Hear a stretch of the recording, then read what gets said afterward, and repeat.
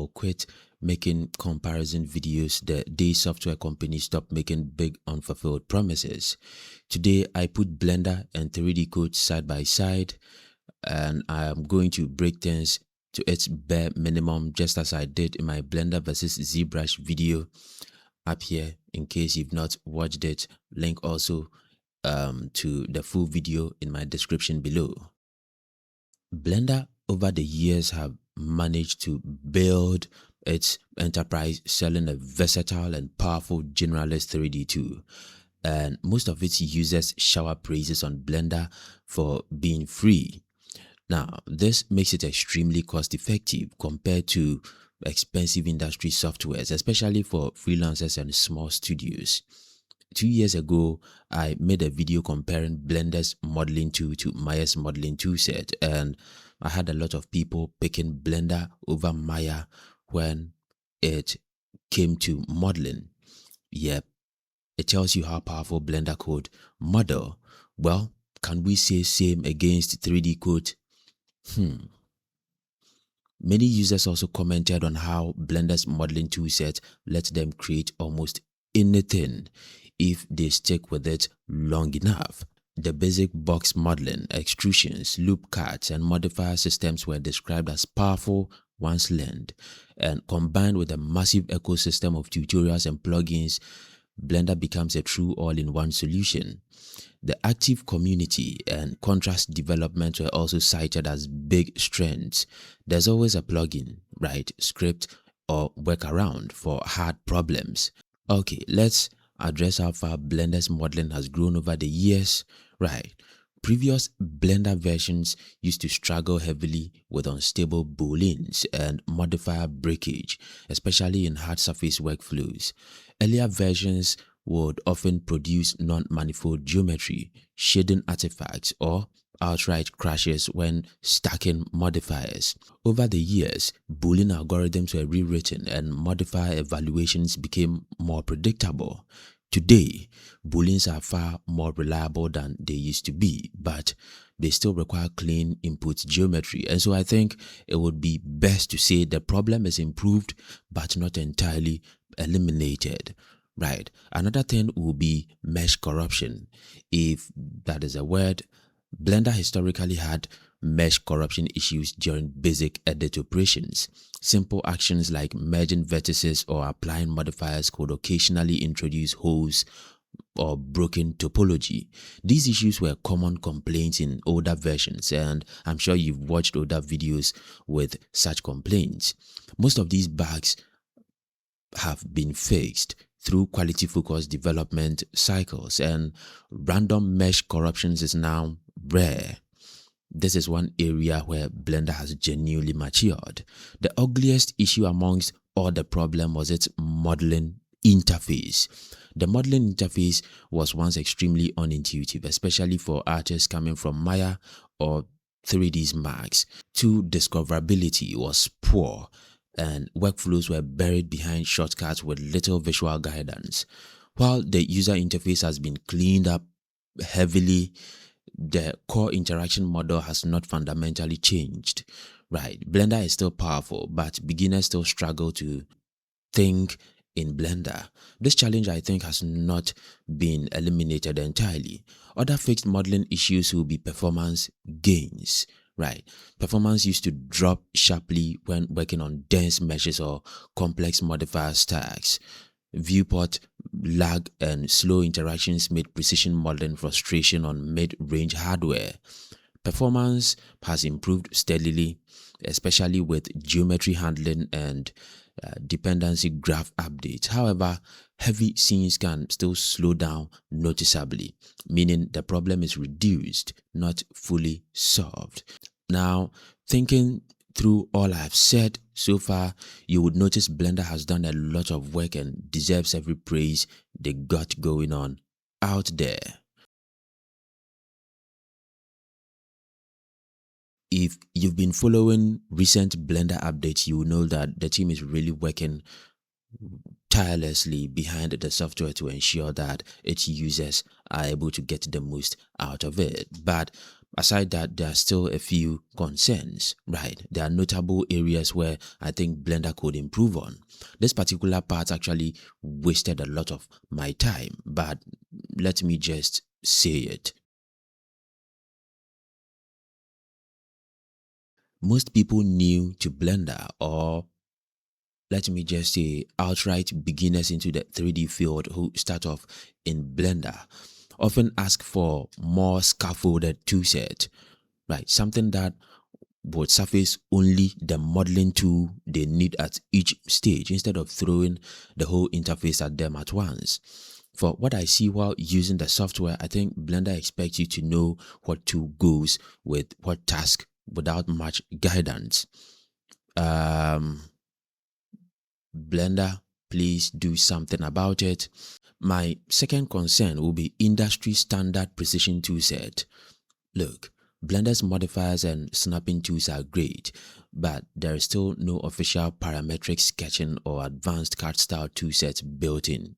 For sculpting and artistic modeling, this isn't a blocker, but for product design, engineering, or architectural workflows, this is a real productivity concern. I had to buy a new machine because the amount of plugins alone I have running within Blender is crazy. My previous machine took some time to load Blender when I opened it, and I think it's because of the plugins. Right. I just hope Blender looks into this side also for us. For now, these are the only two I remember. If you have anything in mind you think Blender could work on or improve, kindly leave it in the comment sections and I'll pin it to the top. 3DCoat is very different from Blender and ZBrush in a good way, right? It's not just another polygon modeler, and that expectation gets a lot of people tripped up. One of the most consistent strengths that comes up will always be that 3DCoat excels in voxel-based prototyping. I took some time to explain that, I think a year or two ago, and so I'll leave a link to that particular video in the description below. Working with voxels mean you can push and pull shapes aggressively, right? Combine booleans and create foundational forms without ever worrying about edge flow or topology in earlier stages of modeling. Most people call this freedom sculpting, something you simply couldn't do easily in more traditional polygon tools without a lot of manual cleanups. For rough concept modeling or quickly exploring forms, 3DCoat approaches this in an unmatched manner, right? Another practical strength I think will be how well 3DCoat handles large dense meshes in voxel mode compared to some competitors that I know. You are able to sculpt tens of millions of polygons without the same kind of performance slowdowns you experience in other tools, and this is great, especially if you are working on complex base forms without constantly reducing details or worrying about crashes, although this is highly dependent on your hardware. I repeat, this is highly dependent on your hardware, right? I am one of those people who strongly believes 3DCoat overall sculpting and texturing is better than ZBrush, right? But it's got some hitches, and those hitches are what makes ZBrush highly adopted for character works and also widely industry adopted too, right? Maybe I would spend more time breaking that down if the video doesn't take too long. And so overall, I would say 3DCoat is good. Most of the issue we complain about have been fixed, although there are more which I'll be talking about soon in this video. Now, before I continue, I have some personal issues with Pilgway, right? It's not about the software itself, but with the company. Dude, we are far in time and most people in the industry still don't even know what 3DCoat is, right? And that should worry the developers more than any missing feature ever could, because at some point, it doesn't matter how good the tool is if nobody is around to use it. Maybe they are racking up some sales here and there and seem comfortable with it. But no, I'm saying this from experience. I've reviewed 3DCoat a lot on this channel. I've talked about it, broken it down, defended it when it made sense. Recently, I noticed something. Right. People aren't searching for 3DCoat because people aren't using 3DCoat. And people aren't using it because when they try, they might feel alone. Right. You run into a problem, you go online, and there's nothing. No real tutorials, no deep breakdowns, no active discussions. And it's not because the tool doesn't have problems. It's because there aren't enough users around to even complain loudly enough.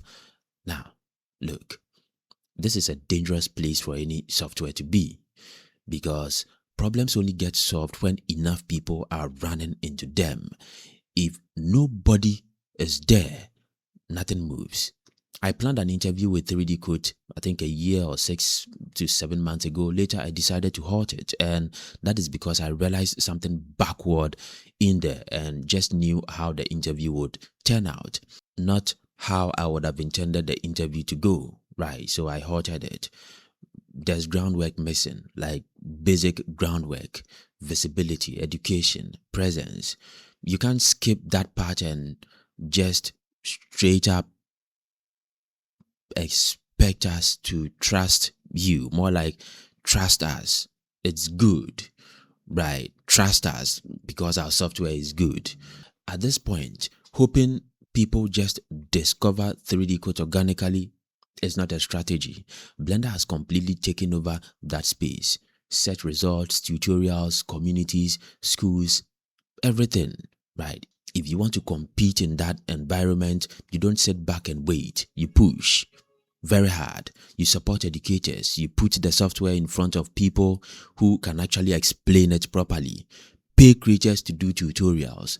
That's not an insult, right? That's reality. Every major tool that broke through pulled something similar. Acting like 3DCoat is somehow above that stage is just delusional. And to tell you the truth, this is how tools quietly die. Or maybe I'm completely wrong. Maybe 3DCoat is about to drop something so big we might never be able to sleep for 3 years. If that is what is going on, hey, then it's good. But if nothing like that is in works, then I fear for 3DCoat's future. Now, that was my personal concern as a 3DCoat user.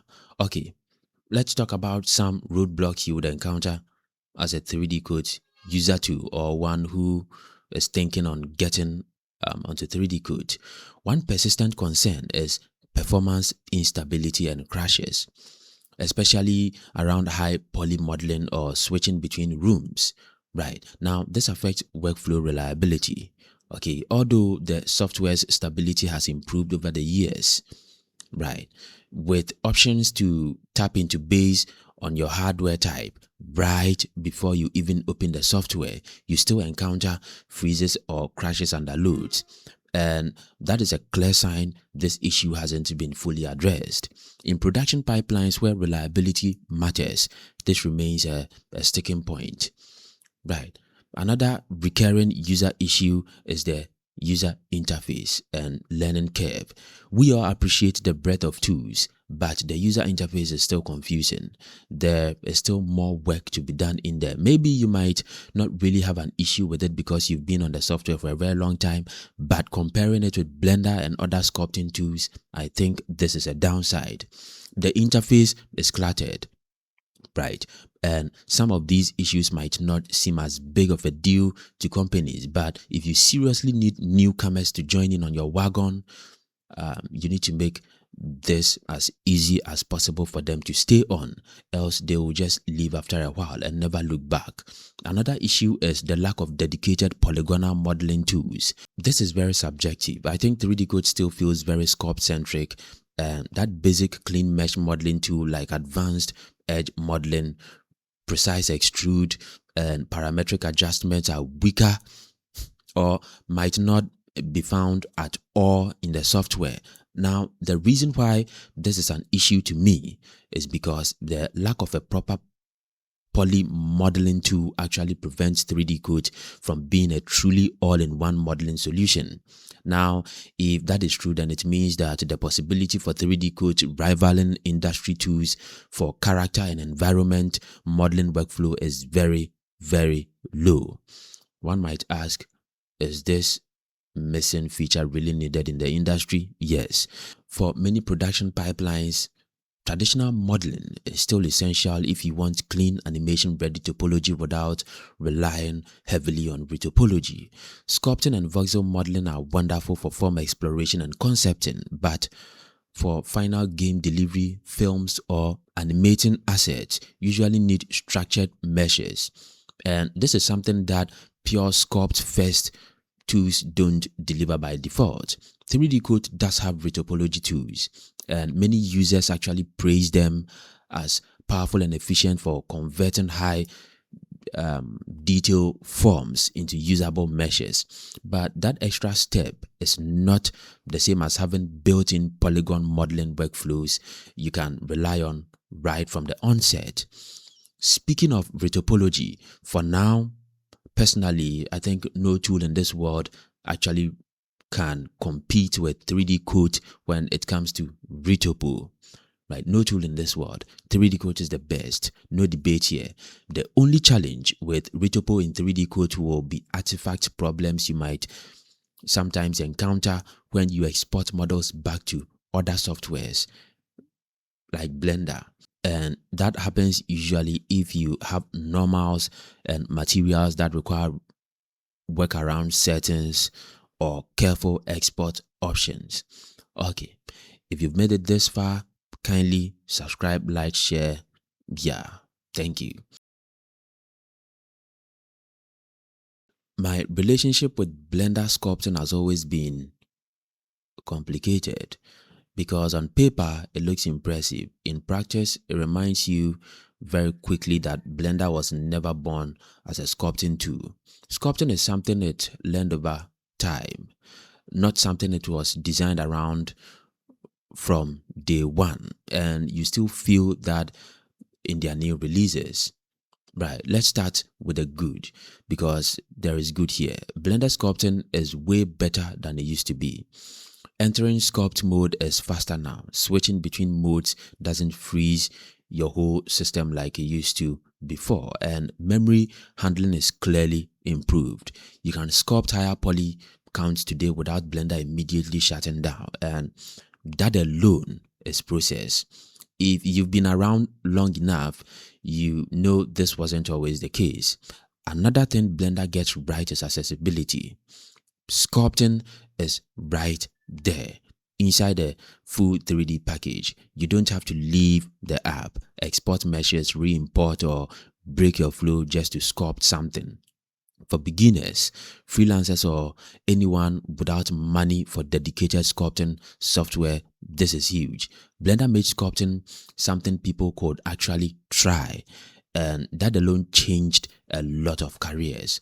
Okay, so enough of the tickling. Aside from all the good things and improvements each update comes with, most users still suffer one way or the other to get things done with or in the software. Now, if you for some reason have workarounds some of the issues I'm about to discuss, kindly share them in the comment sections. Performance is still Blender sculpting's biggest weakness, and this isn't theory. This is daily use. You hit a certain poly count and suddenly brushes feel mushy, strokes lag behind your pen, and the whole software starts fighting you. Yes, it's better than before, and no, the problem isn't entirely solved. Anyone who says otherwise either hasn't pushed it hard enough or is comparing it to very old versions. Then there is the brush behavior. This is where a lot of new users think they are doing something wrong. You press on the mesh and nothing happens, or something happens but not the way you expect. Brush strength, fall off, topology, dyntopo, multi-res, all of this matters, but Blender does a terrible job of making that obvious. The result is people thinking Blender sculpting is broken when really it's just extremely unforgiving. And the UI doesn't help. Sculpting shortcuts in Blender still feel like they were designed by someone who already memorized them 10 years ago. Brush size, strength, masking, symmetry, none of it feel intuitive if you are coming from a dedicated sculpting tool. You can learn it, yes, but you would fight it first. That part has not entirely changed. Another thing nobody likes to talk about is how inconsistent sculpt mode can feel. Sometimes brushes behave perfectly, other times they stop responding properly on certain meshes. You then spend time troubleshooting instead of sculpting, and that kills creative momentum, right, really fast. This has improved over the years, but it still hasn't disappeared. Now, to be fair, Blender has solved some important problems. Sculpt mode stability is better. Undo no longer destroys your session. Memory usage is more controlled. These aren't flashy updates, but they matter. They're important, right? Blender sculpting today is usable in ways it simply wasn't previously. But here is the uncomfortable truth. Blender sculpting is still trying to compete in a space where speed and feel matter more than feature count. In the industry, sculpting is judged by how responsive it feels under pressure, how quickly you can push forms, how little the software gets in your way, and that's where Blender still struggles compared to dedicated sculpting tools. Is Blender sculpting needed in the industry? Yes. Absolutely, it does, right? It opened opportunities, it lowered the barrier to entry, it allowed people to sculpt who otherwise never would have. That contribution is real, and I commend them for it. Great job. But if you're asking whether Blender sculpting replaced dedicated sculpting software in professional pipelines, the answer is a no. Studios may block out forms in Blender, indies may sculpt full characters in it, but when things get serious, most pipelines still reach for tools that were built specifically for sculpting. So where does that leave Blender sculpting now? Better than it was. Far more capable, still frustrating, still performance sensitive, still powerful, but not effortless. And that's the honest truth. If you are patient, disciplined, and willing to learn Blender's way of thinking, it can get a lot of job done for you. If you expect sculpting to feel smooth and forgiving out of the box, trust me, Blender will humble you. It will do that quickly. 3DCoat sculpting is one of those things that sounds way bigger than it actually is in the industry. When you look at the feature list, you'll think it should be everywhere. Voxel sculpting, surface sculpting, live boolean, auto retopo tied directly into sculpting. Mad, right? On paper, it looks like a monster. In reality, it's more like a very smart tool that never fully found its place. The biggest thing 3DCoat got right, and I'll give them this without hesitation, is voxels. True voxel sculpting is still one of their strongest ideas. You don't worry about topology, you don't worry about stretching, you don't worry about breaking the mesh, you just sculpt. For concept work, kit bashing, and early stage exploration, this is genuinely powerful. You can be aggressive in ways that feel risky in other tools, and 3DCoat just shrugs that away and keeps going. But that same strength is also where problems start. Voxel sculpting is heavy, right? Always has been. You hit higher resolutions and performance drops fast. Brushes lose responsiveness, strokes feel delayed, and suddenly that freedom becomes a cost. Surface modes help, but now you are switching mental gears between voxel logic and polygon logic. And that split never feels seamless. It feels like two systems stitched together, not one unified sculpting experience. Brush quality is another mixed bag. Some brushes feel great, others feel oddly blunt or unpredictable. You can get good results, but you often have to fight settings more than you should. Fall off depth, smoothing behavior. These things don't always behave the way experienced sculptors expect. And when sculpting is about muscle memory, man, that inconsistency matters. Then there is the UI. 3DCoat sculpting interface is dense, not complex in a smart way, but cluttered in you better already know this way. Tools are everywhere. Menus are deep. Naming isn't always intuitive. New users get overwhelmed fast. And even experienced users forget where things live. Interesting. This has improved slightly over time, but the core problem is still there. Now, let's talk about stability, because this is where a lot of quiet frustrations live.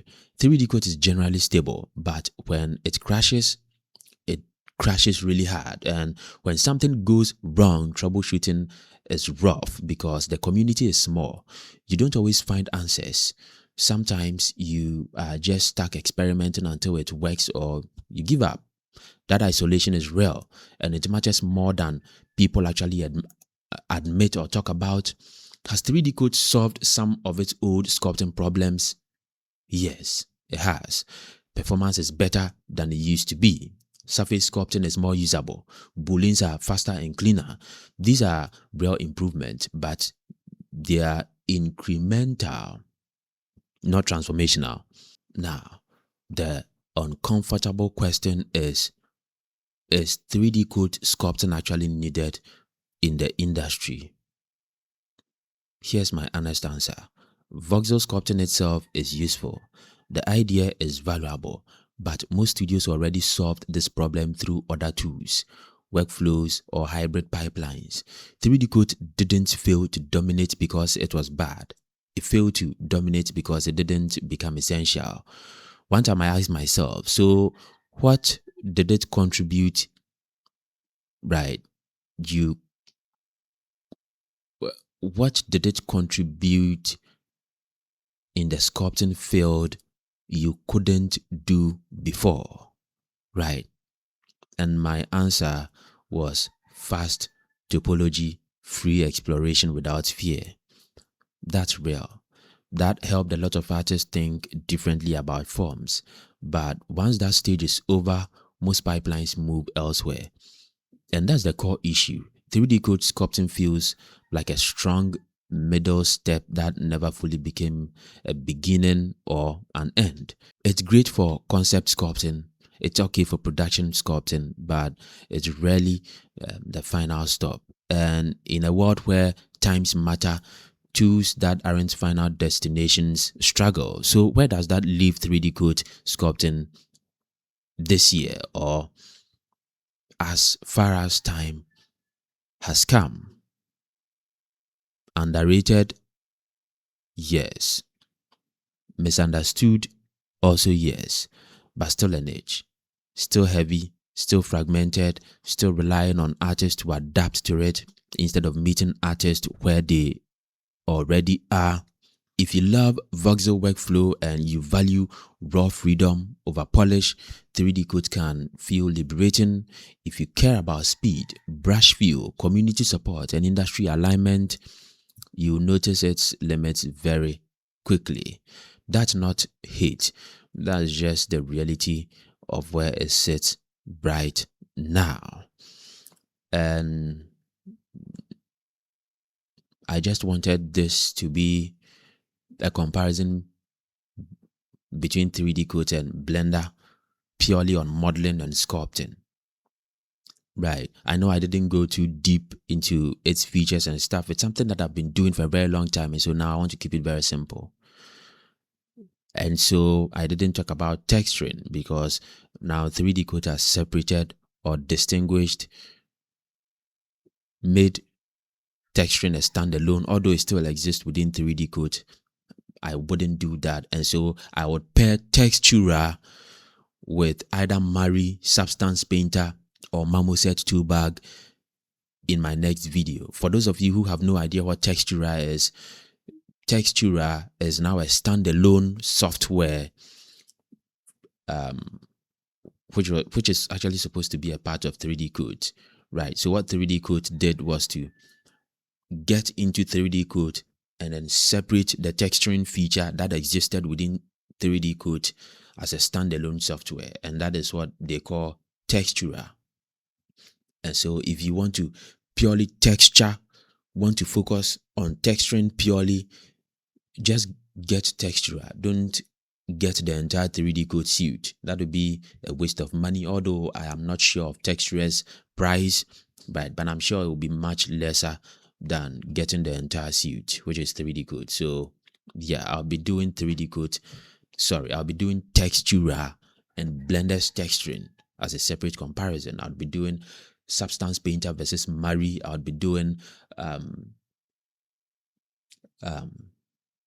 yeah, maybe this year I might not do a lot of CAD because I noticed the CAD programs don't really move like I need them to move, and so it would have to be by request. If you request it, I would get some time, get into it, and then tell you what I think. Right, until my next video, peace out.